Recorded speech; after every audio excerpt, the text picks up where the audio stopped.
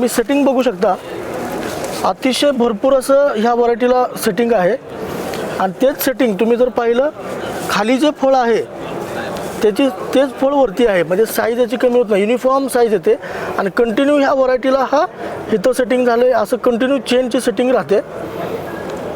तुम्ही बघू शकता ह्याची जी स्किन आहे ही अतिशय कडक आहे, चांगली आहे. किपिंग क्वालिटी ह्या वाणाला खूप चांगली आहे, ह्याची स्किन सुटत नाही आणि खायला अतिशय चविष्ट अशी ही मिरची आहे. एकरी सर साधारण मेंटेनमध्ये जरी केलं तर 25 ते 30 टन ते 35 टनापर्यंत ॲव्हरेज निघू शकतं. त्याच्यावरती पण निघतं. तुम्हाला आम्ही इथे एक बोर्ड लावलेला आहे. हे शेतकरी आहेत संतोष कदम, गिरवी, तालुका फलटण, जिल्हा सातारा. आता ह्या शेतकऱ्यांनी जवळपास ह्या व्हरायटीचे 21 तोडे घेतले होते. आजही त्यांचा लाईव्ह प्लॉट आहे फलटणमध्ये, गिरवी ह्या गावामध्ये. 21 तोडे घेतले होते, जवळपास 58 टन, पाऊण एकरामध्ये 58 टन. त्यामुळे आमची या शेतकऱ्यांची सक्सेस स्टोरी यशोगाथा इथं लावलेली आहे. नमस्कार शेतकरी मित्रांनो, कृषिक 2026 कृषी प्रदर्शन बारामती येथे colours seeds private limited Jalna या कंपनीकडून आम्ही सर्वांचं स्वागत करतो. मी कंपनी प्रतिनिधी प्रकाश बडेकर. आज आपण प्रोफेसर या वाणाविषयी थोडी माहिती देणार आहोत. तर मित्रांनो, ही कलर्स सीड्स कंपनीची ढोबळी मिरची प्रोफेसर ही आहे. जर बघितलं तुम्ही, इथे आम्ही लाईव्ह डेमो लावलेला आहे. तर शेतकरी मित्रांनो, ह्या व्हरायटीचं एक खासियत सांगायची म्हटली तर ही हाय यील्डिंग व्हरायटी आहे. ढोबळी मिरचीमध्ये जो प्रकार येतो बेळगाव पोपटी, त्या बेळगाव पोपटी सेगमेंटमध्ये ही व्हरायटी येते. जर तुम्ही बघितलं, ह्याला आपण म्हणतो हाय यील्डिंग आहे, पण का आहे तर ह्याचं जे सेटिंग आहे ते तुम्हाला मी दाखवतो. तुम्ही सेटिंग बघू शकता, अतिशय भरपूर असं ह्या व्हरायटीला सेटिंग आहे. आणि तेच सेटिंग तुम्ही जर पाहिलं, खाली जे फळ आहे तेच फळ वरती आहे, म्हणजे साईज याची कमी होत नाही, युनिफॉर्म साईज येते. आणि कंटिन्यू ह्या व्हरायटीला हा इथं सेटिंग झालं आहे, असं कंटिन्यू चेनची सेटिंग राहते. तुम्ही बघू शकता, कुठलंही झाड जर तुम्ही बघितलं तर भरपूर अशा प्रमाणात ह्याचं एका झाडावरती जवळपास 35 ते 40 आत्ता चालूला मिरची आहे. 45 ते 50 दिवस झालेले आहेत. जर तुम्ही बघितलं, फळ जे आहे ते अगदी 3 ते 4 लोबमध्ये येतं. अतिशय टणक दूरच्या वाहतुकीसाठी हे अतिशय योग्य असं वाण आहे.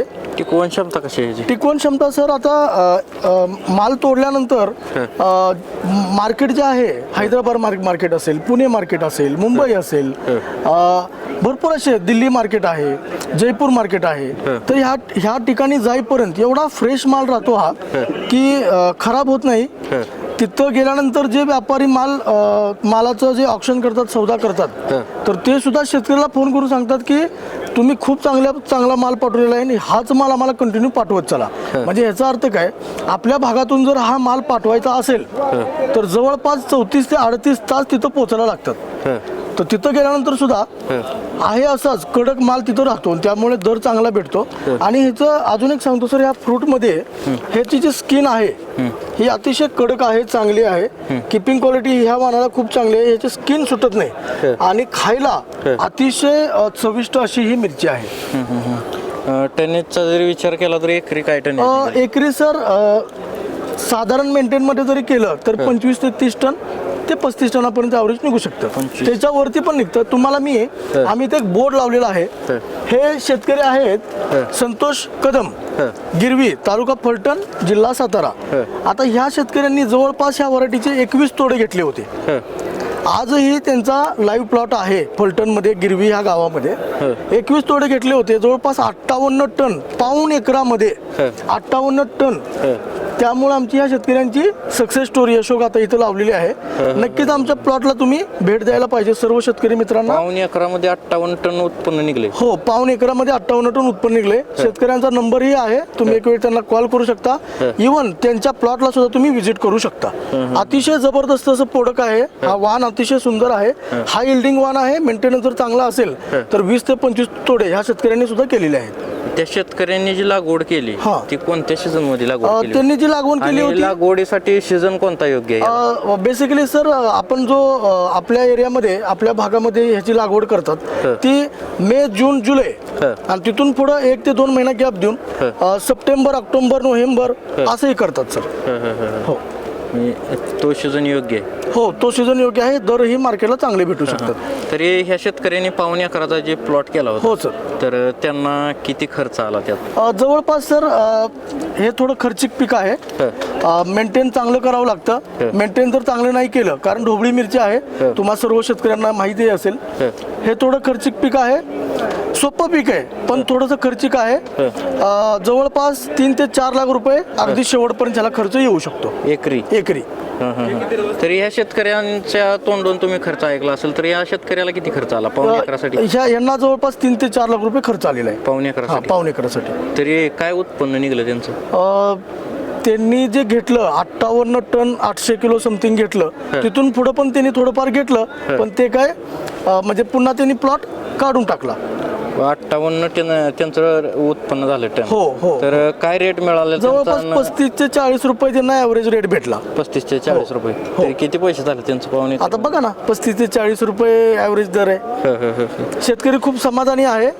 आणि जवळपास आपल्या भागामध्ये बरेचसे शेतकरी आता हे वाण निवडत आहेत.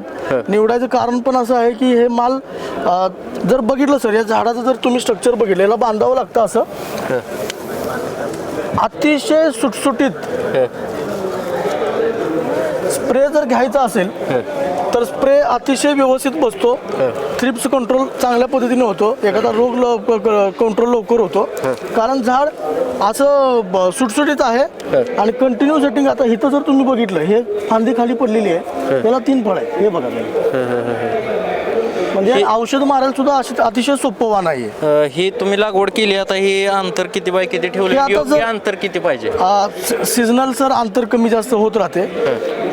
समरमध्ये आता इथून पुढं उन्हाळा आहे, उन्हाळ्यामध्ये तुम्हाला लावायचं असेल तर तुम्हाला 1 फुटावरती झिगझॅगच करावं. 18 ते 20,000 रुपये तुम्हाला बसवावे लागतील. कारण सणामध्ये समरमध्ये सनबर्निंगचे वगैरे थोडे प्रॉब्लेम होतात. त्यामुळे डेन्स क्रॉपिंग करणं गरजेचं आहे. आणि पावसाळ्यामध्ये 12 ते 14,000 रोपांची लागण करू शकता. हो सर.